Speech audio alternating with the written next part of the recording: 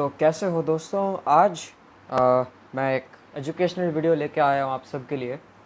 आज हम engineering graphics class 11th के लिए अपना पहला टॉपिक शुरू करने वाले हैं।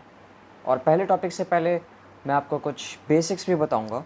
हमारा पहला टॉपिक होने वाला है projection of points on a plane. पर उसको करने से पहले आपको इंजीनियरिंग ग्राफिक्स के बेसिक्स का पता होना चाहिए। अगर आप एक बिगिनर हैं, आप एक बिल्कुल स्टार्टर हैं, तो आपको ये ज़रूर पता होना चाहिए कि इंजीनियरिंग ग्राफिक्स में टूल्स कौन से यूज़ होते हैं और आपको किस तरह से ड्रॉ करना होता है, क्या क्या रूल्स फॉलो करने होते हैं, सब कुछ बताएंगे। और उसके बाद चलेंगे हमारे फर्स्ट टॉपिक पे, जो कि एनसीईआरटी के हिसाब से है और इसका नाम है projection of points on a plane. सबसे पहले तो इंजीनियरिंग ग्राफिक्स को समझने के लिए आपको एक आइडिया होना चाहिए कि कोऑर्डिनेट एक्सिस क्या होता है। अब कोऑर्डिनेट एक्सिस जनरली अगर आपको पता हो तो उसमें एक एक्स एक्सिस रहता है। समझ लो अगर एक्स एक्सिस हम ये प्लेन लेते हैं और एक वाई एक्सिस रहता है जो ऐसा रहता है, तो हम एक्स एक्सिस को जनरली बुलाते हैं हॉरिजॉन्टल प्लेन या शॉर्ट में एच पी, हॉरिजॉन्टल प्लेन या एच पी। और वर्टिकल प्लेन को बुलाते हैं, मतलब वाई एक्सिस को वर्टिकल प्लेन बुलाते हैं, तो उस वर्टिकल प्लेन को हम शॉर्ट में बुलाते हैं वीपी। वर्टिकल प्लेन मतलब वीपी। तो ये हो गया अपना एचपी, ये हो गया अपना वीपी। तो जनरली सारे के सारी जो चीज़ें हैं वो इसी एचपी और वीपी के उसमें क्या कहते हैं, उसी के बेसिस पे होंगी। सारी चीज़ें लोकेट भी इसी में होंगी और मतलब पूरा इंजीनियरिंग ग्राफिक्स इसी क्वाड्रेंट्स पे बेस्ड है। अब मैं आपको समझा देता हूँ कि इंजीनियरिंग ग्राफिक्स में बेसिक टूल्स कौन से यूज़ होते हैं। सबसे पहले तो आ जाती है आपकी पेंसिल, एक normal pencil. Generally lead pencil ज़्यादा अच्छी चलती है नॉर्मल पेंसिल से, लेकिन नॉर्मल पेंसिल भी आप यूज़ कर सकते हो प्रोवाइडेड वो बहुत शार्प हो। लेड पेंसिल को ज़्यादा प्रेफरेंस मिलता है, स्पेशली 0.5 mm, जैसा कि आप देख सकते हो। ये बहुत ही अच्छी पेंसिल, रिलायबल पेंसिल आप यूज़ कर सकते हो। लेड पेंसिल है ऑफ कोर्स, तो ये एक अच्छी बात है। इरेज़र ऑब्वियसली जो आपको चाहिए। फिर कुछ स्पेशल इंस्ट्रूमेंट्स जैसे कंपास चाहिए रहेगा आपको कई कई की चीज़ें करने के लिए। फिर आपको इस चीज़ की बहुत ज़्यादा ज़रूरत पड़ने वाली है, इसे बोलते हैं इंजीनियरिंग टेम्पलेट। अब ये चीज़ थोड़ी सी यूनिक होती है। इसमें आपको एक प्रोट्रैक्टर मिल जाता है, इसमें आपको एक स्केल मिल जाता है, इसमें आपको थोड़े से स्पेसेस से लाइन बनाने के लिए और फिर आपको डायरेक्ट डैश लाइन बनाने के लिए मिल जाता है। डिफरेंट रेडियस के सर्कल्स मिल जाते हैं, प्लस आपको डिफरेंट डायमेंशंस के वो मिल जाते हैं। पेंटागन मिल जाएगा, ट्रायंगल मिल जाएगा, हेक्सागन मिल जाएगा, स्क्वायर मिल जाएगा, और फिर दो ट्रेपीजियम भी मिल जाते हैं। मतलब एक तरह से ये थोड़ा हैंडी रहता है। फिर अब ये चार जो साइंस देख पा रहे हो, ये थोड़े एरो हेड्स हैं। ये एरो हेड्स डायमेंशनिंग में काम आते हैं, जो मैं अभी आपको समझाने वाला हूँ। और अब आपका पेपर आपको नॉर्मल A3 साइज़ लेना है। ये क्लासमेट की नोटबुक आती है, अगर आप देख सकते हैं। ये बहुत बड़ी नोटबुक होती है। ये 75 रुपीज़ की आती है नॉर्मल इंडियन मार्केट में। इसका स्पेसिफिकेशंस वगैरह अगर आपको चाहिए तो मैं बता देता हूँ। ये 42x29.7 सेंटीमीटर और MRP 75 rupees, basically A3 size. तो ऐसी वाली बुक्स बहुत काम आती हैं। ये इसको टीयर कर सकते हैं, इसको सब कुछ कर सकते हैं, तो इसका फ़ायदा है। जनरली इंजीनियरिंग ग्राफिक्स में कभी भी पेन नहीं यूज़ होता और कभी भी कर्सिव लेटर्स यूज़ नहीं होते, हमेशा कैपिटल लेटर्स ही यूज़ होंगे। और कैपिटल वो भी सिंपल लेटर्स, कैपिटल कर्सिव भी नहीं हो सकते यूज़। तो अब आ जाते हैं आपके नेक्स्ट इंस्ट्रूमेंट पे, जिसे कहते हैं एक रोलर स्केल। इस रोलर स्केल आप अमेज़ोन में टाइप करो, आपका बहुत सारे मिल जाएंगे। इसमें होता क्या है, आपको ऐसे ये एक व्हील सा मिलता है रोल करने के लिए। आप इसको रोल करके पैरेलल लाइंस बना सकते हैं। मतलब जैसे एक लाइन यहाँ बनाई, फिर इसको रोल किया तो एक लाइन आप यहाँ बना सकते हैं। जनरली इसमें रीडिंग रहती है, जिससे आप सेंटीमीटर्स के हिसाब से लाइन बना सकता है। जैसे 1 सेंटीमीटर के गैप पे पैरेलल लाइन, 2 सेंटीमीटर के गैप पे, तो ऐसे करके ये फ्रीली रोटेटिंग चीज़ है। तो ये बहुत काम आती है इंजीनियरिंग ग्राफिक्स में। अब आ जाता है कि आपका पेपर आपने ले लिया, सब कुछ कर लिया, अब उसको फिक्स कैसे करें, उसको स्टेबल कैसे रखें। तो इसके लिए आते हैं बोर्ड क्लिप्स।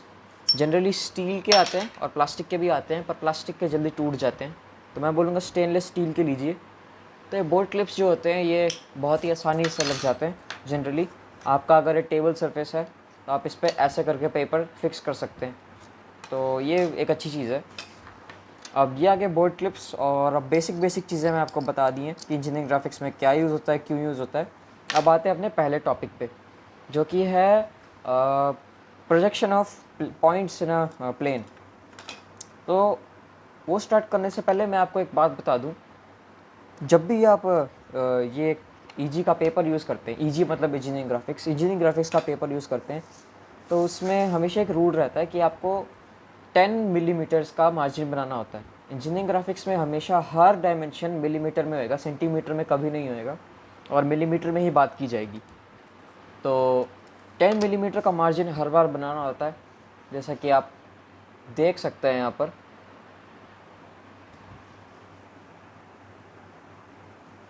ये मैं यहाँ से बनाने वाला हूँ, यहाँ से एक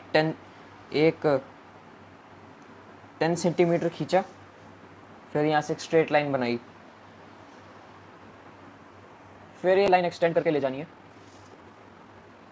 एक तरह से पूरा का पूरा मार्जिन बन जाता है ऐसे। तो जनरली ये एक स्ट्रीमलाइन प्रोसेस रहता है, मतलब इससे थोड़ा सा सब कुछ अच्छा दिखता है, और एक तरह से रूल है ईजी का कि जो भी काम होएगा सब एक ही प्लेन में होएगा और सब कुछ उसी के हिसाब से होएगा। कुछ भी इसके मार्जिन से बाहर नहीं जाना चाहिए, नहीं तो सही नहीं होता। बाहर जा सकता है पर फिर आपके मार्क्स कटेंगे, तो हाँ, इसलिए सही नहीं होता। तो चारों तरफ से एक तरह से 10 mm का पूरा कवर करना पड़ता है। एक बार ये पूरा मार्जिन बना दिया जाए, फिर एक पूरे ईजी पेपर की हेडिंग आती है और एक सब हेडिंग आती है। अब सब हेडिंग के बारे में मैं आपको बताऊंगा, उसके लिए भी कुछ रूल्स फॉलो करने पड़ते हैं। तो एक बार मैं मार्जिन ख़त्म कर दूँ, तो चलिए, ये मेरा पेपर कंप्लीट हो चुका है फुल मार्जिन के साथ। अब मैं आपको सिखा देता हूँ कि इस पर नेमिंग लेबलिंग सब कैसे करना है। तो सबसे पहले तो आएगी आपकी मेन हेडिंग आपको, जैसे अगर मैं आपको सिखाना चाहता हूँ अभी प्रोजेक्शन ऑफ पॉइंट्स, जो कि हमारा आज का टॉपिक है, तो उसके लिए आपको यहाँ से 10 mm का एक वो लेना है, 10 mm के विड्थ की लाइन लेनी है यहाँ से, और फिर यहाँ से एक लंबी सी लाइन खींच देनी है जो इस पूरे बॉर्डर के पैरेलल हो। मेरा कैमरा बीच में आ रहा है, इतना काफ़ी होएगा।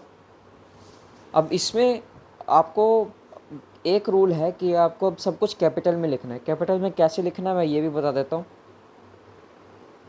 तब जैसा कि आप देख सकते हैं ये मेरे पास आ चुका है, ये पार्ट आ चुका है। अब इसमें कैपिटल में लिखना मैं सिखा देता हूँ। प्रोजेक्शन ऑफ पॉइंट्स पी, एक तरह से बिल्कुल आपका नॉर्मल कर्सिव ही है, लेकिन सारे के सारे लेटर्स अपर लाइन और लोअर लाइन को टच करते हुए जाएंगे। मेरी हैंडराइटिंग नेचुरली बहुत गंदी है, तो उसका थोड़ा सा आप माइंड मत करना, सॉरी मैं क्या बोल रहा हूँ। तो ये प्रोजेक्शन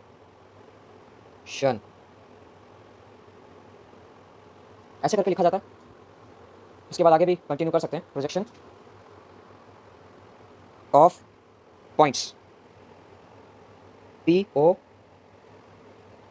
मेरा कैमरा बीच में आ रहा है इसलिए मेरा हाथ सही नहीं चल रहा है। NT, कैमरा बीच में डिस्टर्ब कर रहा है थोड़ा सा।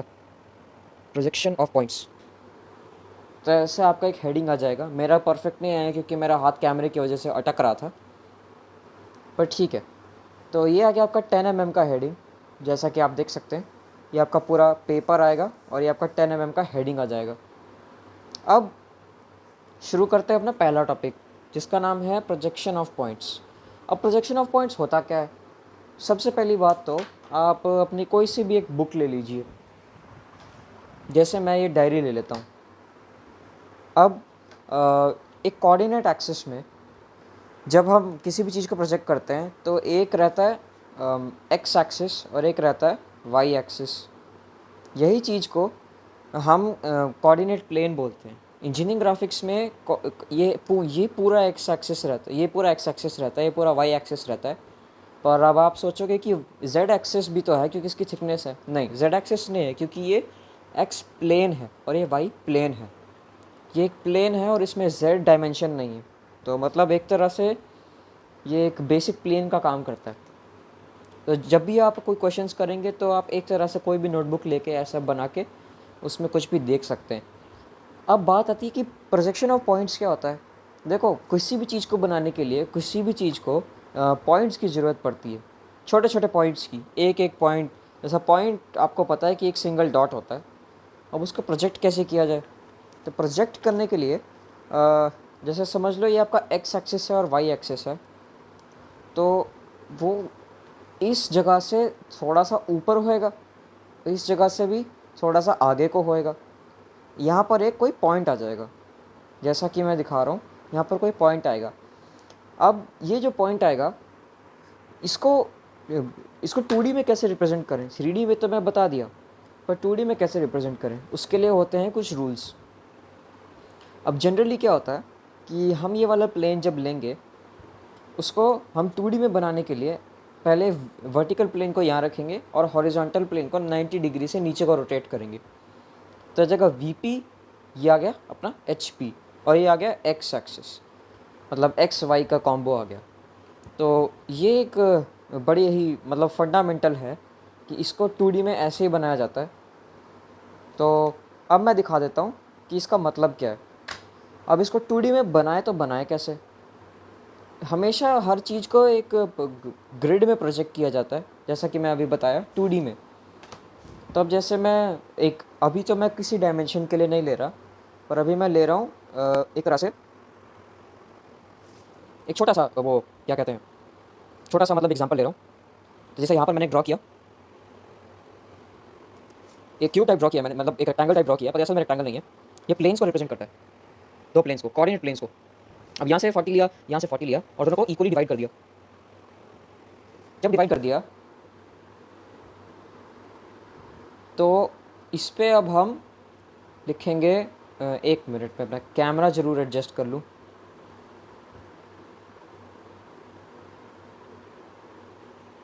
एक सेकंड, हाँ। तो अब अपने पास से प्लेन आ चुका है। अब इसमें टॉप वाला पार्ट जैसा मैं बताया था, इसके हिसाब से ऐसा प्रोजेक्ट किया है, तो ये आएगा वर्टिकल प्लेन। ये आ गया अपना वर्टिकल प्लेन। शॉर्ट में लिखते हैं, हमेशा शॉर्ट में लिखते हैं, नहीं तो पूरा जगह डायग्राम की जगह वर्ड्स ही ले लेंगे। और इसको एक और चीज़ बोलते हैं, वो बोलते हैं फ्रंट व्यू। अब आप सोच रहे होंगे फ्रंट व्यू क्या होता है, क्योंकि बड़ी इंटरेस्टिंग चीज़ है। फ्रंट व्यू क्या होता है? जब मैं FV लिखा है, तो अब देखो, जब हम इस चीज़ को, जब हम किसी भी पार्टिकल को प्रोजेक्ट करेंगे, तो हम उसे दो तरीके से देखेंगे। एक तो इस साइड से देखेंगे और एक ऊपर से देखेंगे, ऊपर से। अब जैसे हमने पेन लिया है, तो अब इस पेन को अगर मैं इस प्लेन में प्रोजेक्ट करता हूँ, तो ये अगर ये ऐसा पड़ा है, तो अगर हम इसे फ्रंट से देखते हैं तो हमें कुछ दिखेगा, एक सिलेंडर टाइप दिखेगा, मतलब एग्जैक्ट सिलेंडर नहीं दिखेगा, पर दिखेगा। यही चीज़ जब हम ऊपर से देखें इस पेन को, तो हमें दिखेगा एक फिर से एक सिलेंडर दिखेगा। या फिर चलो ये एग्जांपल लेते हैं, मैंने इसे ऐसे प्रोजेक्ट किया, जो कि थोड़ा कॉम्प्लिकेटेड है, इसमें डिफरेंस पता चलेगा। लेकिन फ्रंट व्यू से देखोगे तो एक सिलेंडर दिखेगा जो कि वर्टिकल है, टॉप व्यू से देखोगे तो एक सर्कल दिखेगा। तो ये एक वो, इसे थोड़ा सा, ये एक फंडा है इसका। तो फ्रंट व्यू बोलते हैं, मतलब कि आप आगे से उस चीज़ को देख रहे हो, यानी कि ऐसे आपका प्लेन है तो आप इस साइड से देख रहे हो। टॉप व्यू मतलब आपका आप उस चीज़ को ऊपर से देख रहे हो, तो मतलब ऐसे। तो हाँ, ये आ गया आपका वर्टिकल प्लेन फ्रंट व्यू, और ये आ गया आपका horizontal plane top view, TV top view. TV का मतलब टॉप व्यू होता है। तो ये आ गए आपके बेसिक डायमेंशंस। अब एक और चीज़ मार्क करनी रहती है, वो है X एंड Y एक्सिस। ऐसे लिख देते हैं इसे बस साइड पे, X और Y। तो ये गया आपका बेसिक कोऑर्डिनेट एक्सिस 2D में रिप्रेजेंटेड होके। अब मोस्टली जी की सारी चीज़ें इसी में होंगी, ऑब्वियसली इंजीनियरिंग ग्राफिक्स बेस्ड ही इस सब पे। तो अब मैं क्वेश्चन लेता हूँ, जैसा कि अ पार्टिकल और a point is 10 millimetre above HP and 20 millimetre in front of VP। तो इस क्वेश्चन का मतलब क्या है कि एक हमने पार्टिकल लिया है, उसको अब हम क्या करेंगे?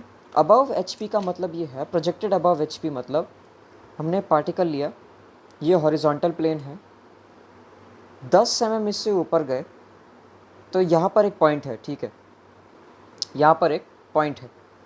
अब ये आ गया अबव एच पी, हमने से 10 mm उठा दिया, एक तरह से आप कह सकते हो। A particle projected 10 mm above H P, मतलब 10 mm हमने एच पी से ऊपर उठा दिया इस पार्टिकल को, तो ये यहाँ पर आ गया। अब वर्टिकल प्लेन से इसका क्या रिलेशन है? हमने बोला कि 20 mm वर्टिकल प्लेन से उठा दिए इसे, तो इसका मतलब हुआ कि वर्टिकल प्लेन से ये 20 मिलीमीटर की दूरी पे, वर्टिकल मीटर से इतना दूर कर दिया, हॉरिजॉन्टल प्लेन से इतना ऊंचा कर दिया। तो अब जो नॉर्मल कोऑर्डिनेट एक्सिस होते हैं आपके, ये first quadrant, second quadrant, third quadrant, इसमें भी ऐसे ही होता है ना। इसमें एक पॉइंट लेते हैं आप और इसके डायमेंशंस रहते हैं x, y ऑब्वियसली। तो ये जो डिस्टेंस रहता है, मेरा कैमरा फोकस नहीं कर रहा, ये जो डिस्टेंस, ये वाला जो डिस्टेंस रहता है, ये जनरली y एक्सिस का डिस्टेंस रहता है, और ये वाला जो डिस्टेंस रहता है ये जनरली x एक्सिस का डिस्टेंस रहता है। तो वही सेम चीज़ हम इसमें कर रहे हैं, सेम चीज़ हम इसमें कर रहे हैं। हम क्या कर रहे हैं, हम ये पॉइंट इतना ऊंचा उठा रहे हैं, एक तरह से y एक्सिस है, तो y एक्सिस से इतने की, y एक्सिस पे इतना लेंथ है, और x एक्सिस पे अपना, x एक्सिस पे इतना लेंथ है जो हमें vp से दिख रहा है। मेरा कैमरा बहुत टेढ़ा होके जा रहा है, जो कि अच्छी बात नहीं है। हाँ, तो जैसे कि आप देख सकते हैं अब, तो एक तरह से हमने कोऑर्डिनेट एक्सिस रिप्रेजेंट किए हुए हैं। तो अब हम जाते हैं अपने डायग्राम पे। तो हमारा क्वेश्चन आया था कि 10 mm अबव एच पी। तो अगर आप गेस करना चाहो कि ये कहाँ पर बनेगा, इस पे बनेगा या इसमें बनेगा, ये डिपेंड करेगा हम किस व्यू से देखते हैं। जब कोई चीज़ अबव एच पी रहेगी, मतलब समझ लो ये हॉरिजॉन्टल प्लेन से हमने इसे इतना उठा दिया और ये भी चीज़ यहाँ पर है। हम देख रहे हैं सिर्फ फ्रंट व्यू में, जैसा मैं बताया था फ्रंट व्यू इस साइड है, हम देख रहे हैं सिर्फ फ्रंट व्यू में, तो हमें क्या दिखेगा, हमें वर्टिकल प्लेन में दिखेगा कि ये ऑब्जेक्ट ऊपर को उठा हुआ है, जैसा कि आप देख सकते हैं वर्टिकल प्लेन में से दिखेगा ऐसे। तो वही चीज़ हम यहाँ पर भी बना सकते हैं। हमने बोला 10 मिलीमीटर हमने हॉरिजॉन्टल प्लेन से उठाया, तो हम एक्सिस से या ओरिजिन से 10 मिलीमीटर लेंगे और एक बड़ी हल्की सी लाइन बनाएंगे, बहुत ही हल्की सी, और 10 मिलीमीटर के यहाँ पर एक डॉट मार्क कर देंगे। अब इस डॉट को हम नाम रखते हैं ए, बस ऐसे ही बिना बात से नाम रख रहे हैं, मतलब बी रख सकते हो, सी रख सकते हो, एक्स वाई जो रखना है रख सकते हो, नंबर्स भी रख सकते हो, ऐसा कुछ प्रॉब्लम नहीं है, पर हमने एक रेफरेंस के लिए ले लिया है ए। अब आ जाओ, अब अगर आपको ये बात समझ नहीं आई है कि ऐसा क्यों है, तो दोबारा मैं बता देता हूँ। जब हम किसी भी चीज़ को प्रोजेक्ट करते हैं, तो अगर वो हॉरिजॉन्टल प्लेन से ऊपर को उठ रहा है, तो हॉरिजॉन्टल प्लेन से ऊपर को उठने का मतलब समझ लो ये पार्ट ले लिया मैं, इसका हॉरिजॉन्टल प्लेन से ऊपर को उठा दिया, तो ये कितना सेंटीमीटर ऊपर उठा है, अगर ये आप ऊपर से देखोगे तो आपको पता नहीं चलेगा, क्योंकि ऊपर नीचे आपको सेंटीमीटर एग्जैक्ट पता नहीं चलेगा। लेकिन अगर आप फ्रंट से देखोगे तो आपको एग्जैक्ट पता चल जाएगा कि देखो ये 10 मिलीमीटर का डिस्टेंस है, जैसा कि ये दिखा रहा है 10 मिलीमीटर का डिस्टेंस है, जो कि ऊपर से पता नहीं चलता। अब ऊपर से पता क्या चलता है, ऊपर से पता ये चलता है कि वर्टिकल प्लेन से ये कितना दूर गया है, मतलब यहाँ से पार्टिकल प्रोजेक्ट होके यहाँ पर आया है, तो इसका मतलब है कि ये पार्टिकल यहाँ पर है, जैसा कि आप देख सकते हैं। तब ये चीज़ पता चल रही है कि ये समझ लो 20 मिलीमीटर यहाँ पर है, वर्टिकल प्लेन से इधर को है, वर्टिकल प्लेन से 20 मिलीमीटर इधर को खींच लिया हमने, हॉरिजॉन्टल प्लेन से 10 मिलीमीटर इधर को खींच लिया हमने। तो ये बात बड़ी ध्यान में रखने वाली है। जब भी क्वेश्चन कहे कि अबव एच पी, तो हमेशा वो चीज़, तो वो डायमेंशन वर्टिकल फ्रंट व्यू में आएगा या वर्टिकल प्लेन में आएगा। कैसे? क्योंकि फ्रंट व्यू में हम उसकी ट्रू लेंथ देख सकते हैं, और ट्रू लेंथ देख सकते हैं। टॉप व्यू में हमें खाली वो सर्कल ही दिखेगा, हमें और कुछ दिखेगा नहीं। अब जब बात होती है हॉरिजॉन्टल प्लेन की, तो उसमें हमें वर्टिकल प्लेन से दूरी का पता चलेगा, क्योंकि देखो टॉप व्यू में हमें ये लेंस के बारे में पता चल रहा है, फ्रंट व्यू में हमें नहीं पता चल रहा, क्योंकि फ्रंट व्यू में बस ये आगे नीचे ऊपर पीछे जाता रह रहा है और हमें उसके बारे में नहीं पता चल रहा। तो अब हमने बताया था कि 20 मिलीमीटर का हमने डिस्टेंस लिया, तो 20 मिलीमीटर हम बना लेते हैं।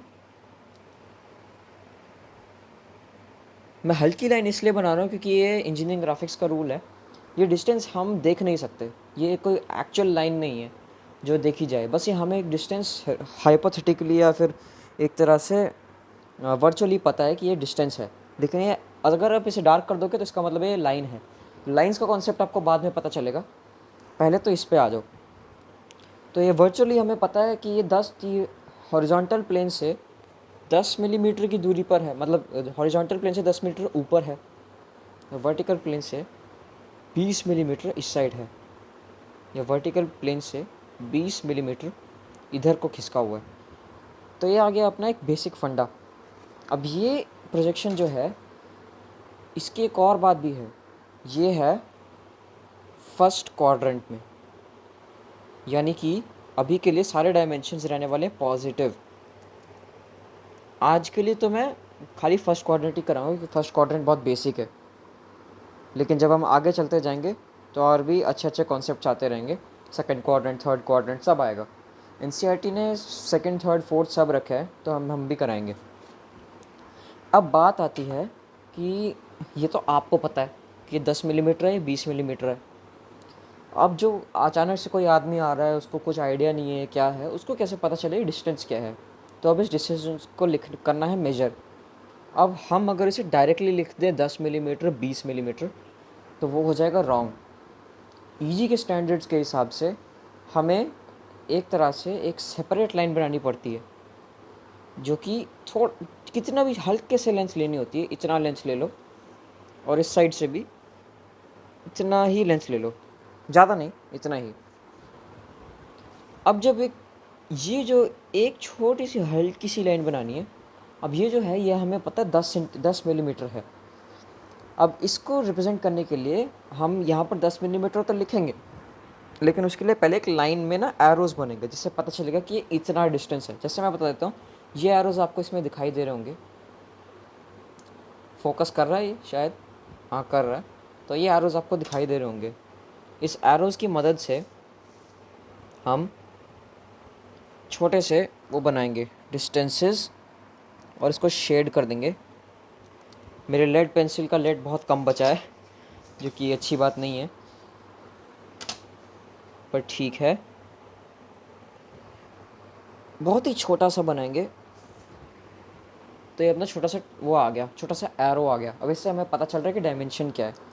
अब जनरली हमें डायमेंशन लिखना होता है, तो हम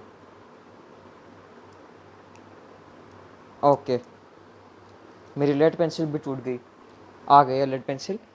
अब जब आप देख सकते हैं, बैक टू द टॉपिक, मतलब तो ये आ गई आपकी एक्चुअल लेंथ, पर इसको मेजर करने के लिए एक अलग से लेंथ बनती है जिसके एरो हेड्स रहते हैं। अब इसको डायमेंशनिंग लाइन बोलते हैं, इससे हम डायमेंशन करते हैं। अब डायमेंशन करें तो करें कैसे? अब जनरली कैसे भी लिख सकते हैं, इधर को 10 लिखें कि इधर को 10 लिखें, इस साइड को लिखें कि इस साइड को। इसके लिए एक रूल होता है कन्वेंशन के लिए। सारे डायमेंशंस इस तरह से लिखे जाते हैं कि जो आदमी राइट साइड से पढ़ रहा हो उसे दिखाई दे। इसका मतलब ये है कि मैं इसके डायमेंशंस लिखूँगा ऐसे। अगर मैं इसके डायमेंशंस ऐसे लिख दूँ तो ये गलत हो जाएगा, क्योंकि राइट साइड से आदमी इसे सही से नहीं पढ़ पा रहा है, और वही अगर लेफ़्ट साइड से आदमी पढ़े तो उसको वो पढ़ पा रहा है, तो इसका मतलब ये गलत है। अब इस डायमेंशन का बात है कि इसको राइट साइड से पढ़ पा रहे, लेफ़्ट साइड से नहीं पढ़ पा रहे, तो ये एक अच्छी बात नहीं है। मतलब एक तरह से कन्वेंशन की तरह लिया गया है, इसका हम कुछ नहीं कर सकते। तो ये करेक्ट मेथड है। अब यही सेम चीज़ करनी है हमें इस साइड। इसका हमने डायमेंशंस लिया था 20 mm, generally I think 20 mm हमने लिया था। इसके लिए भी एक लाइन, मतलब एरो हेड से बना लेते हैं। अब इसमें एरो हेड्स में भी ढेर सारे साइजेस आते हैं आपको। ये आ गया जैसे हमारा दूसरा लाइन। अब इसका डायमेंशन था 20 mm। तो ये हमारा आ गया पहला आंसर, जो कि है हमारे पहले क्वेश्चन का आंसर, कि a point is projected 10 mm above HP and 20 mm in front of VP। तो ये उसका आंसर है। मतलब दोबारा से मैं समझा देता हूँ मेरी डायरी का है, मेरी क्लासिक डायरी, मतलब 10 mm अबव एच पी, मतलब इस साइड 10 mm है, और 20 mm in front of V P, मतलब 20 mm इस साइड है। तो ये एक बहुत ही बेसिक सा फंडा मैं समझाया है इसके थ्रू, पर ये बहुत ही बेसिक है। इससे आगे अभी बहुत सारी चीज़ें पढ़ी हैं आपको। तब तक के लिए मैं एक क्वेश्चन दे देता हूँ जो कि आप सब सॉल्व करने की कोशिश करना। वो क्वेश्चन है, आप नोट कर लीजिए, अगर आपके पास नोटबुक है कुछ भी है तो नोट कर लीजिए कि तो a point is 40 mm above HP and 35 mm in front of VP।